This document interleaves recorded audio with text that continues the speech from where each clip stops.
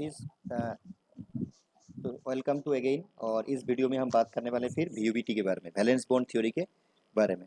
Okay, तो अभी अभी हमने लुईस थ्योरी कॉन्सेप्ट क्लियर किया, फिर उसके बाद हमने लुईस फॉर्मल चार्ज कंप्लीट किया, फिर हमने रेजोनेंस के बारे में कंप्लीट किया है।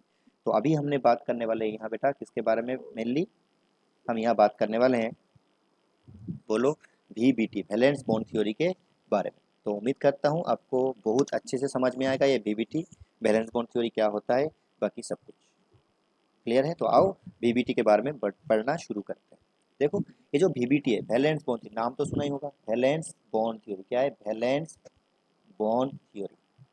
ठीक है, क्या? वैलेंस बॉन्ड क्या theory, VBT valence bond theory. अब वैलेंस बॉन्ड थ्योरी जो है ये क्या बोलना चाहता है? वैलेंस बॉन्ड थ्योरी बोलना चाहता है अगर कोई एटॉमिक ऑर्बिटल है, देखो यहाँ क्या लिखा है मैंने, अगर कोई एटॉमिक ऑर्बिटल कंबाइन कर रहा है बेटा, क्या कर रहा है? कंबाइन कर रहा है, कंबाइन कर रहा है, एक दूसरे से कंबाइन कर रहा है, तो हमेशा कौन सा बॉन्ड बनाएगा? कोवैलेंट बॉन्ड बनाएगा। कौन सा बॉन्ड बनाएगा? Covalent bond. तो यही बोला है, जो VBT का बोलना ही ऐसा है, VBT ऐसा मान लिया था, जो जब भी एटॉमिक ऑर्बिटल कंबाइन करेगा, जब भी एटॉमिक ऑर्बिटल कंबाइन करेगा तो हमेशा कोवैलेंट बॉन्ड बनाएगा। क्या सा बॉन्ड बनाएगा? Covalent bond. अब इस सिलसिला को किसने शुरू किया था? शुरू किया था हाइटर एंड लॉन्डन नाम का दो साइंटिस्ट शुरू किया था, लेकिन इसको आगे कौन ले गए थे? Pauling and Slater. Pauling and Slater इसको आगे लेकर गए थे। आपको ये बात याद रखने का कोई ज़रूरत एग्जाम के लिए नहीं है, मैंने बस जानकारी के लिए यहाँ दे दिया है। बस अब पहले बात याद रखना, जो एटॉमिक ऑर्बिटल होता है वो कंबाइन जब होता है तो हमेशा कैसे कंबाइन होता है? वो कंबाइन होता है तब कोवैलेंट बॉन्ड बनाता है। कौन सा बॉन्ड बनाता है?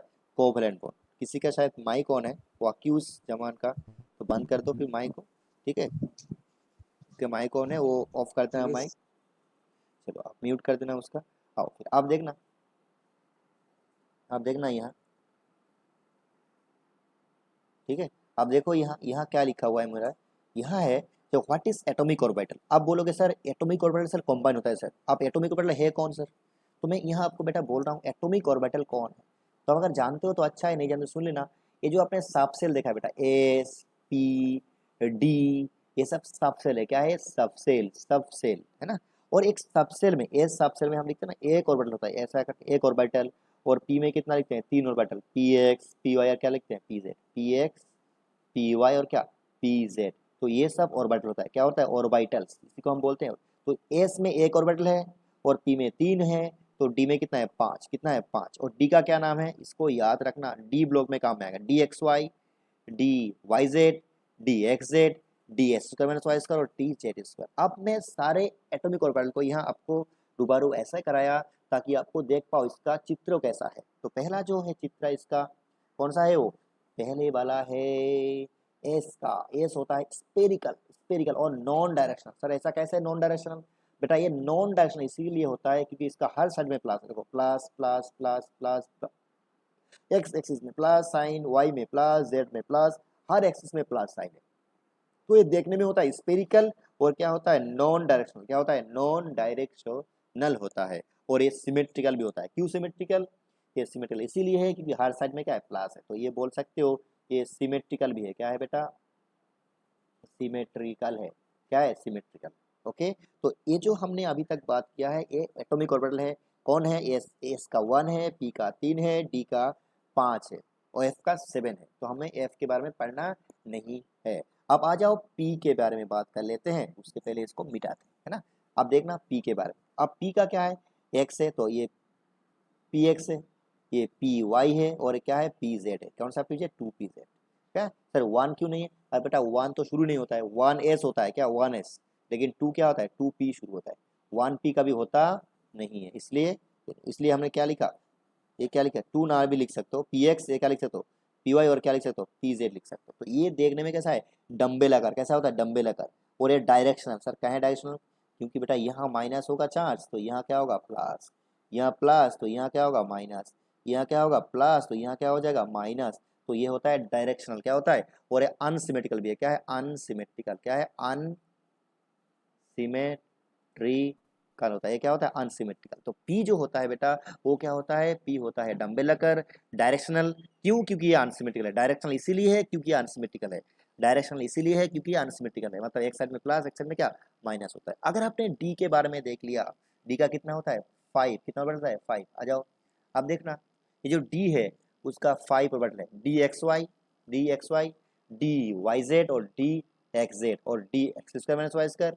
ये पहले वाला है D x square minus Y square और लास्ट वाला है डी क्या जेड स्क्वायर, क्या है बेटा डी जेड स्क्वायर। अगर मैंने आपको यहाँ बात किया, ये जो तीनों है, ये जो इनका जो लूप है, इनको बेटा बोलते हैं हम लूप, क्या बोलते हैं इसको, मान लो ये है तो इनको हम बोलते हैं लूप। ये लूप ऐसा है ना, देखना ऐसा है ना लूप, तो ये लूप कहाँ प्रेजेंट है, देखो loops are present in between the axis, axis का बीच में प्रेजेंट है, लेकिन यहाँ लूप्स कहाँ प्रेजेंट है, ऑन द एक्सिस, एक्सिस के ऊपर। यहाँ अगर देखोगे तो बेटा लूप एक्सिस के ऊपर प्रेजेंट है, लेकिन यहाँ इन तीनों का क्या है, लूप एक्सिस का बिटवीन प्रेजेंट है। तो loop present in between the axis और loop present on the axis, ये आपको बाद में बहुत ज्यादा काम में आने वाला है, तो इसको ध्यान में रखना भूलना मत, इसको ध्यान में रखना भूलना मत। समझ में आ गया बात। अब आओ, अगर मैं कुछ सवाल आपसे पूछूं, जैसे कि प्रीवियस ईयर नीट का सवाल है, प्रीवियस ईयर नीट का सवाल है, जेई वालों तुम लोग भी सुन लो क्योंकि जेई का भी सवाल हम करने वाले हैं, ठीक है। अब देखना, और मैं बच्चे को पहले से भी बोलता हूँ, आज भी बोलता हूँ, जो नीट वाले बच्चे हैं उनको जेई का सवाल करना है, और जो जेई वाले बच्चे हैं उनको भी नीट का प्रीवियस ईयर का सवाल करना है, मेनली इनऑर्गेनिक में मेनली आपको करना है। ओके, तो आप आओ, कौन सा सवाल है यहाँ, यहाँ बोला, यहाँ देखो कौन क्या आंसर होगा, बोला है which of the flowing orbitals is different from other, कौन सा ऑर्बिटल है जो दूसरे से अलग है थोड़ा। अब बोलो कौन सा, कौन बोलेगा, जल्दी जल्दी बोलना, जो बोलना चाहते हो जल्दी जल्दी बोलना, जो बोलना चाहते हो जल्दी जल्दी बोल देना। अगर सो नहीं रहे हो तो, अगर आवाज नहीं आ रहा तो मैं सोचूंगा सो रहे हो आप लोग, है ना, जल्दी जल्दी बता दो कौन है वो, जल्दी बताओ।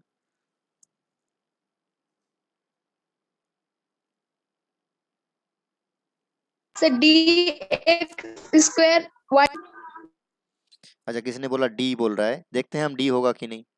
देखो देखो, इसका आंसर हो जाएगा बेटा डी, क्या आंसर होगा इसका, डी होगा। क्यों डी होगा, क्योंकि ये तीनों, इन तीनों का लूप कहाँ प्रेजेंट है, ऊपर में दिया हुआ है, कहाँ, loops present between the axis, in between the axis, लेकिन इसका क्या है ऑन द एक्सिस, तो ये इन तीनों से थोड़ा क्या है, अलग है, हटके है। ओके, समझ में आ गया आपको, क्लियर है, क्लियर है बात। चलो आगे, आगे मूव करते हैं और आगे देखते हैं एजम्पशन ऑफ वीबीटी। ये वीबीटी ने क्या मान लिया था, वीबीटी ने क्या मान लिया था, तो पहले बात हमने ये सोचा, वीबीटी ने ये मान लिया था जब दो एटॉमिक ऑर्बिटल क्या होगा, जब दो एटॉमिक ऑर्बिटल क्या करेगा, एक दूसरे से कंबाइन करेगा तो हमेशा कोवैलेंट बॉन्ड बनेगा। कौन सा बॉन्ड बनेगा बेटा, कोवैलेंट बॉन्ड बनाएगा। जब एक दूसरे से एटॉमिक ऑर्बिटल कंबाइन करेगा तो हमेशा कोवैलेंट बॉन्ड बनाएगा। ओके, इतना बात आपको समझ में आ गए होंगे। अब जब कोवैलेंट बॉन्ड बनाएगा तो क्या क्या आपको और भी चीजें को ध्यान रखना है। पहला देखो क्या लिखा, जब एटॉमिक ऑर्बिटल ओवरलैप करेगा तो they must have different sorry half filled orbital. ये जो ऑर्बिटल है कौन सा वाला 1s, इसका हाफ फील्ड है, और ये भी 1s है तो इनका भी क्या है हाफ फील्ड है। तो एटॉमिक ऑर्बिटल जब ओवरलैप करता है तो उनका क्या होना चाहिए, हाफ फील्ड होना चाहिए, वो क्या होना चाहिए, हाफ फील्ड होना चाहिए। और जो दो एटॉमिक ऑर्बिटल ओवरलैप कर रहा है उनके बीच में जो इलेक्ट्रॉन होगा वो क्या होना चाहिए, ऑपोजिट स्पिन में। देखो 1s का एक इलेक्ट्रॉन एंटी क्लॉकवाइज है और इसका इलेक्ट्रॉन क्या क्लॉकवाइज है, तो दोनों हाफ फील्ड होना चाहिए, और दोनों में जो इलेक्ट्रॉन है उनका स्पिन भी क्या होना चाहिए, ऑपोजिट, क्या होना चाहिए, ऑपोजिट, मतलब एक क्लॉकवाइज क्लॉकवाइज तो एक क्या होना चाहिए, एंटी क्लॉकवाइज। ओके, एक क्लॉकवाइज तो एक दूसरा एंटी क्लॉकवाइज होना चाहिए, तभी क्या बनेगा, देखना ये H2 बना तो H और H के बीच में जो बॉन्ड बना, H के बीच में जो बॉन्ड बना बेटा, ये कौन सा बॉन्ड है, कोवेलेंट बॉन्ड है। ठीक है, तो पहला एजम्पशन हो गया।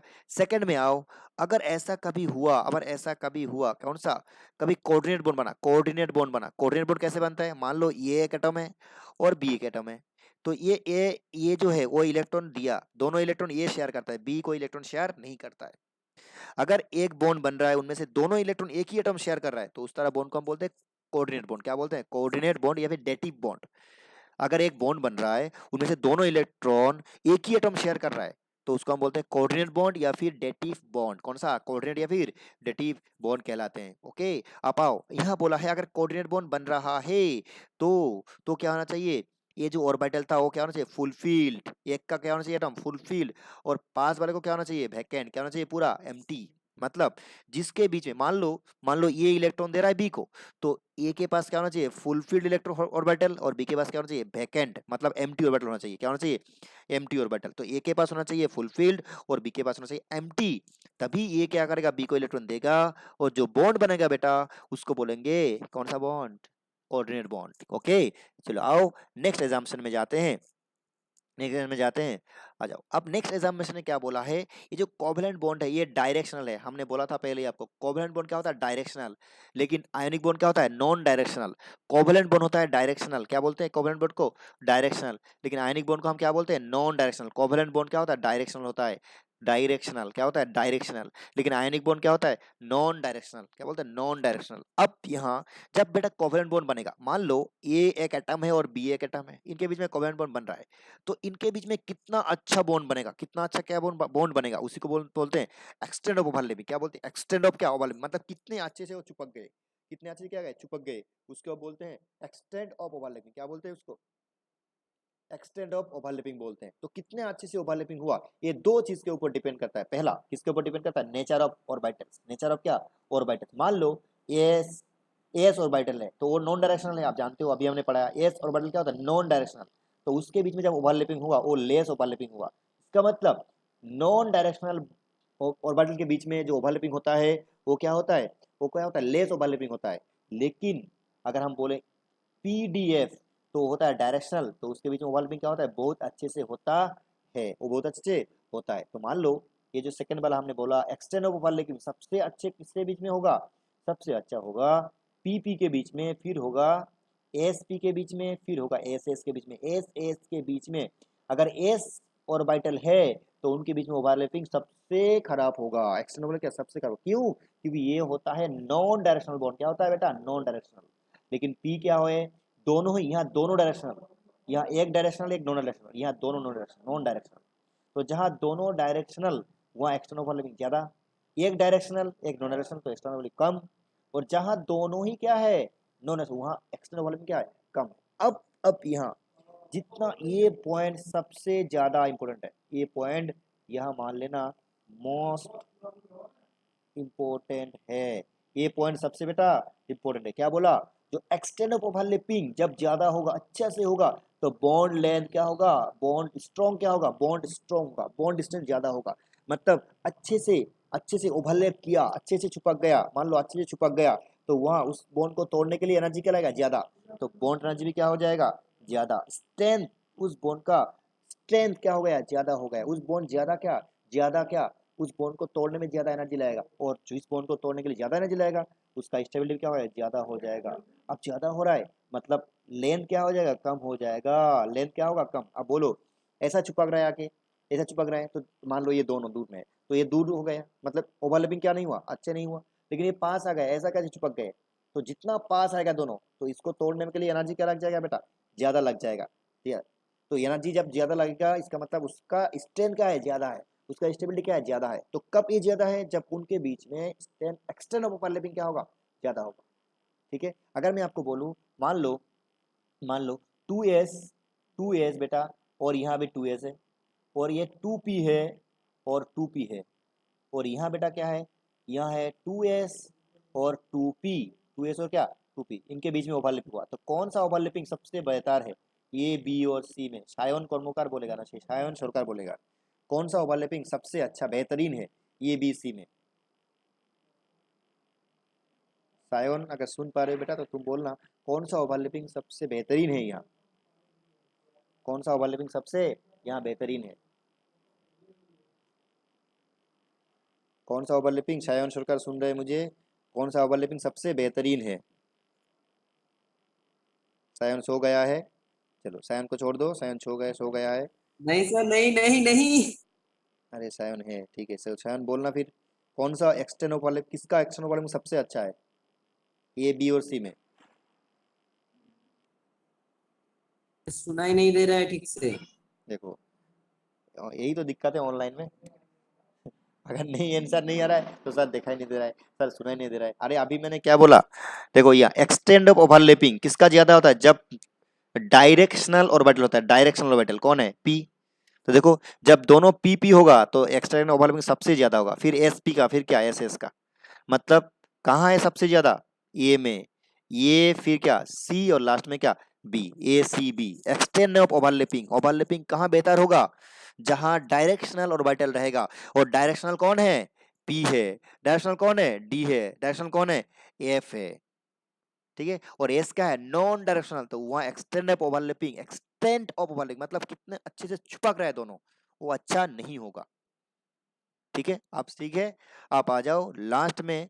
बेटा यहाँ क्या है? Overlapping loops should have same sign. ये देखो, ये मान लो ये है एस, इनका साइन क्या है? प्लस प्लस प्लस सब। और जो ओवरलैप इसके साथ करेगा बेटा, उसका भी क्या साइन होना चाहिए? Plus plus plus. हर साइड में क्या होना चाहिए? प्लस। मतलब जब दोनों ओवरलैप करेगा तो दोनों का साइन क्या होना चाहिए? सेम होना चाहिए, तभी ये ओवरलैपिंग यहाँ हो पाएगा। आया समझ में? अब लास्ट में बोला जब भी ओवरलैपिंग करेगा तो दो तरह करेगा, एक एक्सियल करेगा उसी को हम बोलते हैं हेड ऑन, और एक करेगा पैरेलल, इसको हम बोलते हैं क्या? Side on. एक करेगा एक्सियल, उसको बोलते हैं हेड ऑन, और एक करेगा पैरेलल, उसको बोलते हैं क्या? Side on. अब एक्सियल जब ओवरलैप होगा, एक्सियल अभी अभी पॉइंट आ रहा है जो एग्जाम में सवाल पूछते हैं। जब एक्सियल ओवरलैप करेगा तो बनेगा सिग्मा बॉन्ड। क्या बनेगा? Sigma bond. तो दो एटॉमिक ऑर्बिटल जब एक्सियल ओवरलैप करते हैं, एक्सियल का मतलब ऐसे ऐसे ऐसे ओवरलैप किया, हेड ऑन मतलब ऐसे ओवरलैप किया, लेकिन जब ऐसे ओवरलैप करेगा, ऐसे करके ओवरलैप करेगा, तो क्या हो जाएगा? Side on. क्या ऐसे करके ओवरलैप किया तो साइड ऑन, ऐसा करके ओवरलैप करेगा तो क्या होगा? एक्सियल। ठीक है। तो जब ऐसे ओवरलैप करेगा तो बनेगा सिग्मा बॉन्ड, लेकिन अगर ऐसे ओवरलैप कर रहा है तो बन रहा है क्या? पाई बॉन्ड बनेगा। क्या बनेगा? Pi bond. तो इसी का इस तरह ओवरलैप को बोलते हैं पैरेलल, ये भी साइड ऑन, और इस तरह का बोलते हैं हम एक्सियल, या फिर क्या हेड ऑन बोलते हैं। क्या बोलते हैं? हेड ऑन बोलते हैं। ठीक है। आप आओ नेक्स्ट स्लाइड में। नेक्स्ट स्लाइड में, अब नेक्स्ट स्लाइड में देखना मैंने क्या बोला। जब एन का वैल्यू ज्यादा होगा, जब एन का वैल्यू ज्यादा होगा तो क्या होगा? बॉन्ड स्ट्रेंथ का कम हो जाएगा। मान लो बेटा यहाँ यहाँ मान लो 2s है और यहाँ 2p है ना? या फिर हाँ, और यहाँ क्या है? 3s और 3p। तो जब दो वैल्यू होगा, एन का वैल्यू 2 होगा और एन का वैल्यू 3 होगा, तो पहले वाला का क्या होगा? इस ओवरलैपिंग क्या होगा? ज्यादा अच्छे होगा इससे। तो यहाँ जब एन का वैल्यू कम होगा तो क्या हो जाएगा? एन का वैल्यू कम होगा तो क्या होगा? बॉन्ड स्ट्रेंथ ज्यादा होगा, और एन का वैल्यू ज्यादा होगा तो बॉन्ड स्ट्रेंथ क्या हो जाएगा? कम होते रहेगा। ठीक है। अब यहाँ देखना एन का वैल्यू अगर सेम है, एन का वैल्यू अगर सेम है, एन का देखो यहाँ 2 है, यहाँ भी 2 है, और यहाँ भी 2 है, याद है? अगर एन का वैल्यू सेम है तो पी पी ओवरलैपिंग होगा अच्छा, फिर एस पी, और लास्ट में क्या? एस एस, जो मैंने अभी आपको बोला था। अभी आपको मैंने बोला था। ठीक है। तो आज मुझे तबीयत ठीक नहीं रहेगा, अभी अभी तक ठीक था लेकिन अभी तबीयत ठीक नहीं रहा है, इसलिए मैंने यही खत्म करता हूँ आज।